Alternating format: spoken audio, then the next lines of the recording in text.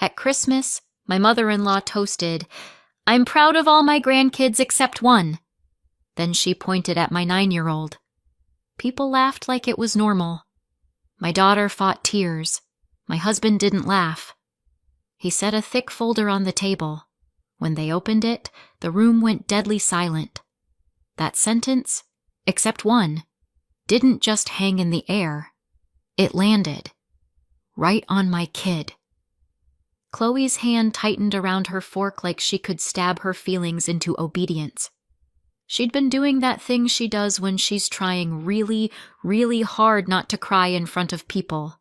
Blinking too much, breathing too shallow, staring at her plate like it might offer a trap door out of the room. I reached for her knee under the table. A small squeeze. Code for, "I'm here. You're not alone." Across from us, my sister-in-law, Brittany, let out a laugh that was careful in the way a person laughs when they know something's cruel but enjoy it anyway. Her 3 kids were not careful. Connor, Brianna, and Haley were like a tiny live studio audience. Connor snorted. Brianna covered her mouth and failed spectacularly. Haley leaned forward like she wanted to see Chloe's face better, like humiliation was a show and she'd paid for good seats. My father-in-law, William, did the thing he always did when Margaret got mean in public. A soft chuckle, eyes down, pretending it was all harmless. A man who could watch a child get singled out and still find the nearest exit ramp into neutrality. Margaret, my mother-in-law, stood there with her champagne glass raised, perfectly pleased with herself. Holiday earrings, red lipstick, that look she wore like a crown. I run this room. And for one awful second, she let the pause stretch before she said, "except one," like she'd wanted the moment of hope first, like she'd wanted Chloe to brighten, just a little, so she could crush it properly, because Chloe had brightened. I saw it. When Margaret started, "I'm proud of all my grandkids," Chloe's shoulders had loosened, her eyes had lifted. The tiniest smile had tried to exist. For half a heartbeat, my daughter believed she might belong here. Then Margaret took it away. I felt something in my chest go cold. Not hot, not fiery. Cold. Like a switch flipped. I looked at Andrew. My husband was still. Not calm. Not keeping the peace. Still in the way a body goes still, right before it does something it can't take back. Andrew grew up in this house. He knew the rhythms, the rules, the unspoken hierarchy. Brittany was the golden child, Margaret's favorite, the one who did everything right, the one who got praised for breathing. Andrew was not that. And Chloe, sweetly, stubbornly, inconveniently, looked like him. Andrew didn't say a word. He didn't do that polite half-smile he used when Margaret threw little verbal darts. He didn't do the, "let's talk about this later" voice that always meant, "let's swallow it now." He just reached down, pulled a thick folder out from his bag, placed it on the table in front of Margaret like he was setting down something heavy enough to dent wood. A couple of relatives, because yes, this wasn't just us, shifted in their seats. Aunt Denise stopped chewing. Cousin Mark raised his eyebrows like, "oh boy." Someone made a little nervous "what's that" sound, as if a folder was a wild animal that might bite. Andrew's voice was quiet, polite even, like he was about to read a Christmas card. "Since we're being honest tonight," he said, "I'd like to read something." Margaret's smile flickered. Brittany's laugh got stuck in her throat and came out smaller. William finally looked up. "What is this?" Margaret asked, still smiling, still trying to keep control. Her tone said she expected Andrew to fold. "Apologize. Get back in line." Andrew didn't answer. He slid the folder closer. Margaret, for one proud, stupid second, looked like she thought it might be something sentimental. A tribute. A letter. A family speech. Then Brittany reached over, too fast, too familiar, and flipped it open like she owned everything on that table. The first page flashed. I didn't see the words. Not really. Just blocks of text. Highlighting. A line of numbers. Brittany's face changed anyway. It wasn't dramatic. No gasp. No scream. Just the color draining out of her like somebody pulled a plug. Connor's grin died. Brianna stopped mid-laugh. Haley's mouth fell open just a little, like her brain couldn't decide whether to keep being mean or start being scared. Margaret leaned forward. William's hand froze on his glass. For a moment the room was so quiet I could hear the heating vent click. Margaret's eyes moved across the page. Her lips parted. Her smile broke. Not like a crack. Like a snap. And then she looked up at Andrew with a kind of panic she'd never allowed herself to show in front of family. "What is this?" she said again, but this time it wasn't a question. It was a warning. Andrew's face didn't change. He looked down at the folder, then up at Margaret, and the way he said, "I'm going to read it," was so calm it made my skin prickle. That was the moment the room stopped being Christmas dinner and started being something else entirely. Something with consequences. And Chloe, my sweet, brave kid, lifted her eyes from her plate and looked at her dad like she could feel the power shifting even if she didn't understand why. If you're picturing this as a sudden explosion out of nowhere, I wish. The truth is, the fuse had been burning for years. It just burned quietly, like those cheap candles that look festive and smell like warm vanilla family trauma.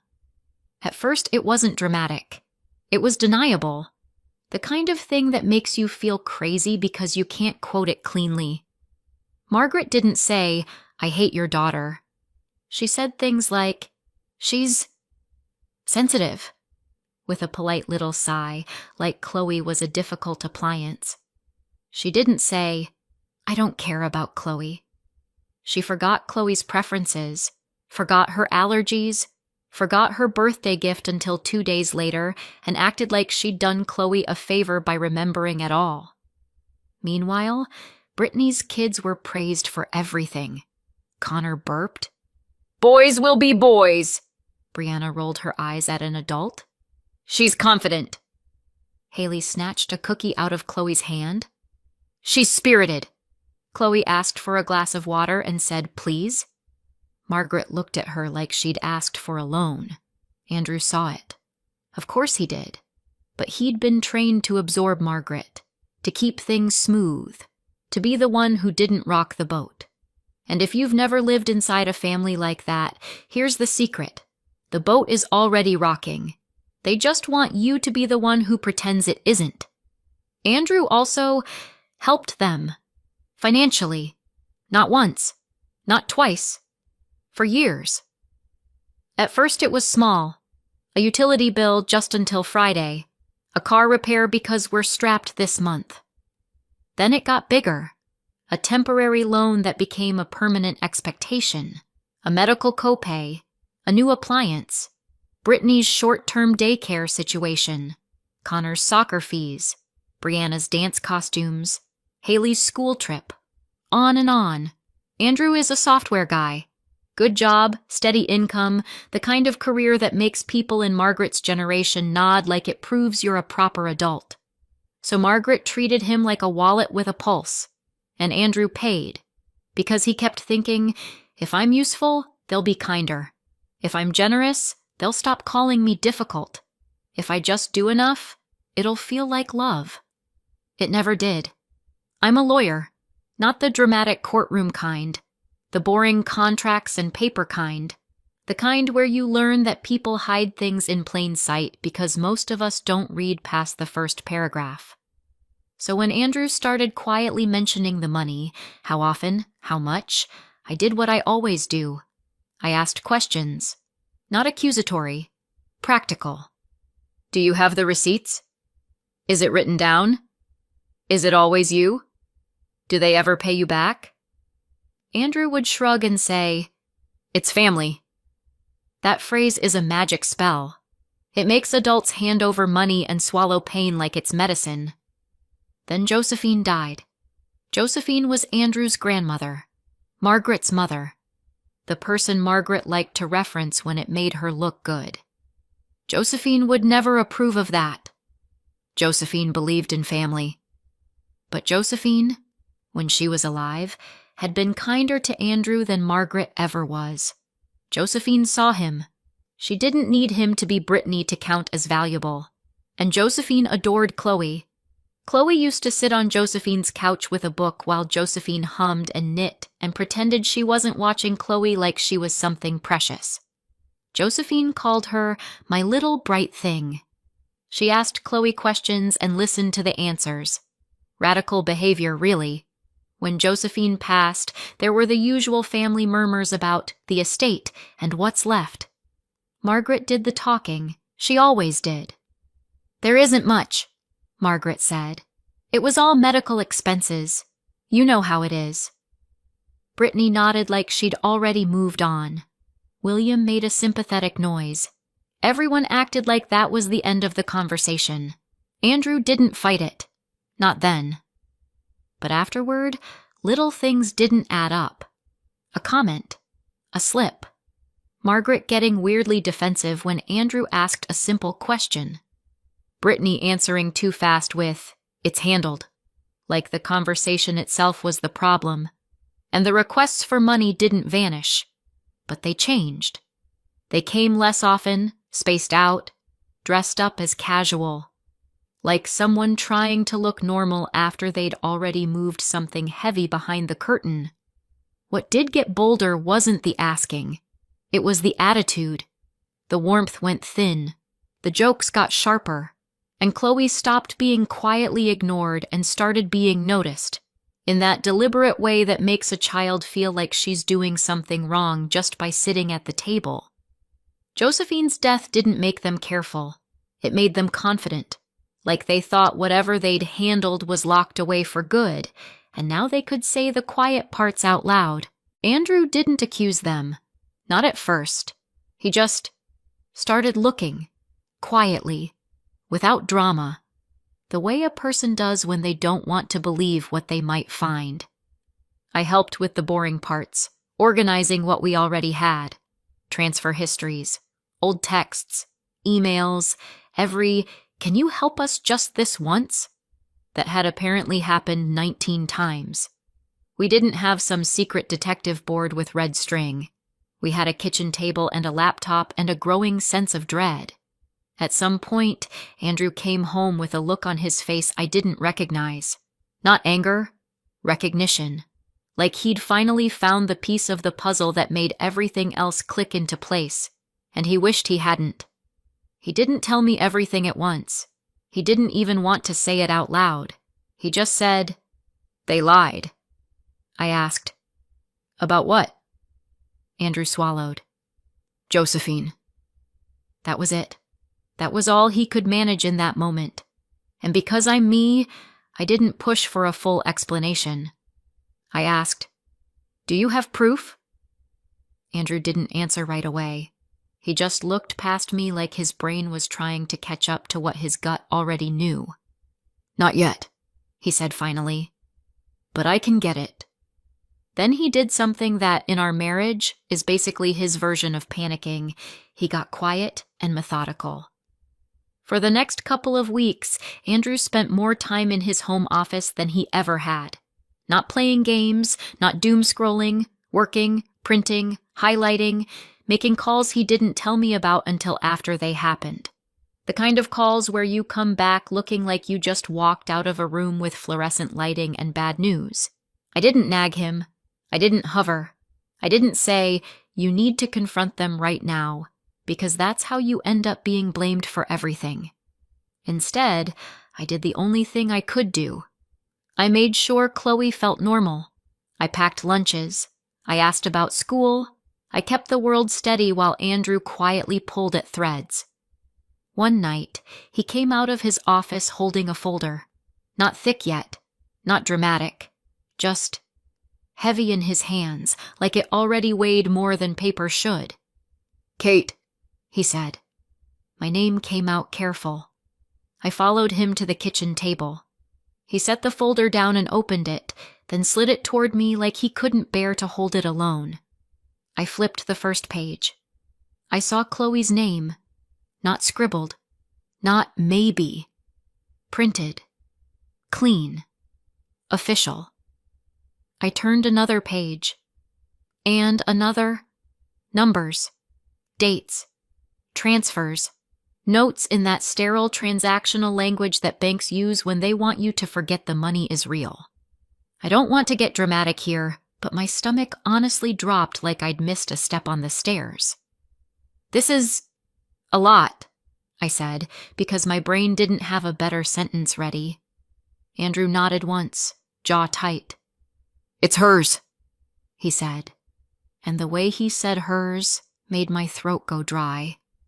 I looked at him. "They knew?" Andrew didn't answer out loud. He didn't have to. He just reached over and tapped one line on the page with his finger, a small gesture that somehow made it worse. Like the paper itself was raising its hand and saying, yes. I sat back, staring at the kitchen light reflecting off the page, and felt that cold switch flip again. That night, I looked at Andrew and said, "This is your family. I'm not going to tell you what to do." Because it was true. It had to be his choice.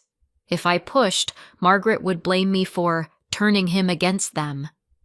The villain role would be handed to me like a gift I didn't want. But I did say one thing. "Whatever you decide," I told him, "we protect Chloe first." Andrew nodded again, this time bigger, harder. And then weeks passed. The folder stayed closed. Because paper is one thing. Using it against the people who raised you, even if they didn't raise you kindly, is another. Until Christmas. Until Margaret raised her glass. Until Chloe had that tiny flicker of hope. Until Margaret crushed it. And Andrew finally chose action over peace. Back at the table, Margaret tried to regain control with the only tool she had, performance. She laughed, bright, fake. "Andrew," she said, like she was indulging a child. "Put that away. Don't do this in front of everyone." Andrew looked around the table, at the cousins and aunts, and the people who'd been laughing at Chloe 2 minutes ago. "That's the point," he said. His voice stayed calm. His hands didn't shake. He didn't look like a man having a tantrum. He looked like a man reading a weather report that happened to involve a storm. "I'm going to read a few things," he said, and then he looked at Margaret directly. "And then we're leaving." Brittany opened her mouth, then closed it. William cleared his throat. Margaret's eyes darted, calculating. Andrew began at the top of the page. He didn't start with Josephine. He didn't start with whatever had turned Brittany and Margaret pale. He started with what everyone already knew in theory, but no one liked hearing out loud. Money. "June 12th, Andrew read. $1,200. Car repair. Sent to Mom." He looked up. "Margaret." Margaret flinched at her own name like it was a slap. Andrew kept going. "August 3rd, he said. $800. Back rent. Sent to Brittany." Brittany's smile twitched. "October 18th, Andrew said. $450. School trip." He didn't narrate feelings. He didn't add insults. He just read. Numbers, dates, notes, totals. It was uncomfortable. But not shocking. Not yet. People shifted in their chairs. A couple relatives stared at their plates. Connor looked confused, like he'd expected a fun fight, not math. And I could feel it. The wave of relief from Margaret and Brittany. Like, oh, it's just this. It's just him being dramatic about helping. Fine. We can shame him for embarrassing us and then we'll move on. Margaret tried to lean into that. "This is ridiculous," she said sharply. "You chose to help." Andrew didn't look up from the page. "Mm-hmm," he said, like he was agreeing with someone about the time. "Total, over 4 years? 48,600 and..." Brittany cut in. Stop. Andrew, that's not... Andrew lifted a hand, not aggressive, just final. No, he said. You don't get to interrupt now. Brittany went still. William's face had gone blotchy. He kept glancing around at the guests, like he could still salvage his reputation if he left the room fast enough. Margaret's lips tightened. This is a family dinner, she hissed. Andrew finally looked up. His eyes were flat. No, he said. This is a performance you've been running for years, and Chloe just got cast as tonight's punchline. Chloe's head snapped up at her name. Andrew softened, just a fraction, when he looked at her. Then he looked back down, turned the page, and the air in the room changed. It was subtle. The way a room changes when a joke stops being funny, when people realize they're standing too close to something dangerous. He didn't raise his voice. He didn't have to. Josephine left a trust, he said, calm as ice. For Chloe. She was the only beneficiary. Margaret made a small, broken sound. No. And you two, Andrew added, eyes on the paper, were the trustees, meaning it wasn't yours. It was hers. The room went quiet in the way it does when everyone understands the same thing at once. Andrew read 2 lines. Just 2. 7,500. Labeled Home Improvement, paid from Chloe's trust. Brittany went rigid. 4,200. Credit card. Same account. Andrew didn't even look up when he said it. This isn't a misunderstanding, he said. It's documented. My stomach turned cold again because I understood what he was doing. He was letting everyone in the room realize at the same time that this wasn't about family drama. It was about something they couldn't hand-wave away with a sigh and a guilt trip. Margaret leaned forward, voice sharp. Andrew, stop, right now. Andrew didn't stop. Brittany tried a different tactic, softer. Okay. This isn't what it looks like. Andrew glanced up. What does it look like, Brittany? Brittany's mouth opened. Nothing came out. Because the problem with documented truth is that it doesn't care about your tone. Margaret's eyes went wild for a second. She reached toward the folder. Andrew slid it back. Calm. Controlled. Protective. Don't touch it, he said. The entire table froze. Not just because Andrew had said don't to Margaret in her own house, but because Margaret listened. She didn't sit back like a queen anymore. She sat back like someone who realized the crown could be taken. Andrew finished the page, read one more line, one more number, and then he closed the folder. That sound, the folder snapping shut, felt like a door slamming. Andrew stood. We're leaving, he said.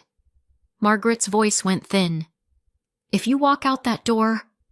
Andrew cut her off, still calm. You don't get access to her again. He nodded toward Chloe. Chloe stared at him, eyes wide, as if she'd never seen an adult do something so clear on her behalf. I reached for Chloe's hand. Andrew took her other one. We stood. And this is the part people don't talk about. Leaving isn't dramatic the way yelling is dramatic. Leaving is quiet. Leaving is you pushing your chair back while the room watches. Leaving is you walking past Christmas decorations that suddenly look cheap and fake. We made it to the front door before Margaret found her voice again. This is because of her, Margaret snapped, and she didn't mean Josephine. She didn't mean money. She meant me. Kate has poisoned you. Andrew didn't even turn around. Outside, the cold hit my face like a reset button. Chloe took one shaky breath, then another, like she'd been holding it all night and only now remembered she was allowed to inhale. In the car, she finally whispered, Daddy, did I do something wrong? Andrew's hands tightened on the wheel. No, he said. One word. Absolute. You didn't. And I watched my daughter's face loosen like something inside her unclenched. Then Andrew's phone lit up. Margaret. Then William. Then Brittany. Call after call after call. Andrew didn't answer at first. He drove, jaw tight, eyes forward. The snow made the streetlights look blurry, like the whole world was trying to soften what had just happened. Then the fourth call came through. Andrew hit speaker. Margaret's voice exploded into the car. "What do you think you're doing?" Andrew didn't raise his voice. "Going home." "You humiliated me," Margaret hissed. "You humiliated Chloe," Andrew said. "That's not the same thing," Margaret snapped, and there it was, the whole belief system in one sentence. Brittany cut in, shrill. "You can't just accuse us in front of everyone." Andrew's voice stayed even. "Then you shouldn't have done what you did." William's voice came on next, too calm, too practiced. "Son, be reasonable.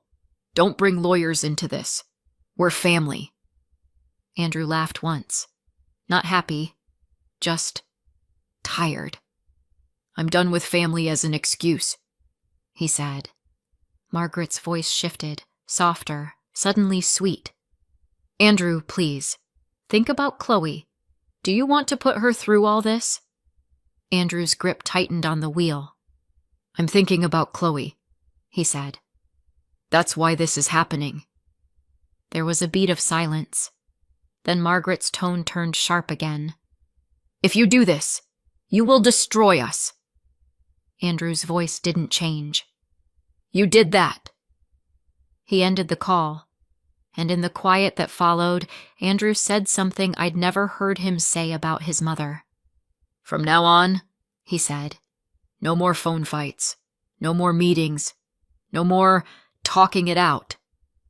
He looked at me for half a second, eyes hard. "It goes formal." I nodded, and Chloe, from the back seat, whispered, "Does that mean we don't have to go there anymore?" Andrew swallowed. "Yes," he said. "It does." The next morning, my phone looked like a Christmas tree. Missed calls, voicemails, texts, messages from relatives who hadn't spoken to Andrew in months, but had suddenly found religion in the Church of Family Harmony. The first wave was guilt. How could you do that to your mother? She's heartbroken. It was just a toast. Chloe needs her grandparents. Then the second wave. Anger. You're making serious accusations. You embarrassed us. You're tearing the family apart. And of course, the third wave. Blame. It wasn't Margaret was cruel. It wasn't Brittany laughed. It was Kate is controlling. Kate is turning Andrew against his family. Kate is using Chloe as a weapon. I'm a lawyer. I've seen people rewrite reality with alarming confidence, but watching a family do it in real time is something else. It's like watching a group chat become a courtroom where the loudest person is judge and jury. Andrew didn't respond. He didn't defend himself in paragraphs. He didn't send screenshots. He didn't argue. He just stopped engaging. And that, apparently, was intolerable. Brittany tried to get clever. She sent an email titled, "Private Resolution." Inside was a neat little offer. A number that sounded big until you realized what it would actually mean spread over years of stolen future. Attached was the part that made Andrew go very still. An NDA, a non-disclosure agreement, a legal muzzle wrapped in polite words. "I just want to move forward," Brittany wrote. "For Chloe's sake." I stared at the screen and let out a laugh that surprised even me. "For Chloe's sake," I said out loud. They're really going to use her name like a shield. Andrew read it once, then again. Then he handed me the phone without speaking. I didn't need to be in their legal lane to understand what they were doing. They weren't offering peace. They were offering a payoff for silence. Andrew's reply was one sentence. "No!" Then he forwarded the email to the attorney we hired, Ms. Lawson. Ms. Lawson was calm in the way you want a person to be when your life is on fire. She didn't gasp. She didn't make it dramatic. She just asked for documents and timelines and said things like accounting and trustee duties in plain English. "Here's what matters," she told us. "This isn't about family feelings. It's about money held for a child. And the question is simple. Where did it go?" That was the only legal framing we needed. Margaret and Brittany tried pressure next. Aunt Denise called me just to talk, which is always a lie. "Kate," she said, voice syrupy, "you have to understand. Margaret is old-fashioned." "Margaret is 58, I wanted to say, not 82. Instead I said, "This isn't about old-fashioned. This is about Chloe." A pause. Then the real reason slid out. "But do you really want to do this?" Aunt Denise whispered. "To family?" I looked at Chloe coloring at the kitchen table, tongue sticking out in concentration, trying to rebuild her sense of safety one crayon stroke at a time. "They already did it to Chloe," I said. "We're just not pretending anymore." Margaret's messages changed tone as soon as she realized guilt wasn't working. First she begged, then she threatened, then she begged again, then she tried concern. "I'm worried about Andrew," she texted. "This isn't like him." It was like him. He'd just finally stopped aiming it inward. The smear campaign didn't go public. It went family public. Group chats, church friends, neighborhood whispers, the kind of reputation warfare that doesn't leave fingerprints. But the thing about documentation is that it doesn't care who whispers. Ms. Lawson sent a formal letter requesting an accounting and repayment. It wasn't written like a movie villain. It was written like a professional who knows what happens next if you ignore it. Margaret's response, through her own lawyer, was exactly what you'd expect from people who'd been caught and still wanted control. They claimed misunderstanding. They claimed best interest. They claimed they'd been managing the funds. They offered a new settlement, higher than the first, still insulting, with a new NDA. Andrew didn't blink. "No," he said again. Then the hearing date came. Weeks later, not overnight justice, real-life timing, long enough for the stress to sit in your body like a weight. Chloe had nightmares. Not every night, but enough. She asked if Grandma Margaret hated her. She asked if her cousins were right. She asked if being the accept one meant something was wrong with her. Andrew answered every time. "There is nothing wrong with you," he said. "There is something wrong with them." Court was not dramatic the way TV makes it dramatic. No surprise witnesses. No gasps. Mostly paperwork and adults trying to sound reasonable. But there was one moment that felt like oxygen. Ms. Lawson laid out the numbers and the paper trail in a way that was impossible to talk around. She didn't insult Margaret. She didn't rant about family cruelty. She simply showed what money existed, what it was meant for, and what happened to it. The judge didn't look impressed. Margaret sat very straight, chin up, the way she always did when she wanted to look innocent. Brittany stared at the table like it could swallow her whole. William looked older than I'd ever seen him, smaller. And then, cleanly, the ruling landed. Repayment ordered. Accounting required. Chloe's funds restored. Not a speech. Not a moral lesson. A consequence.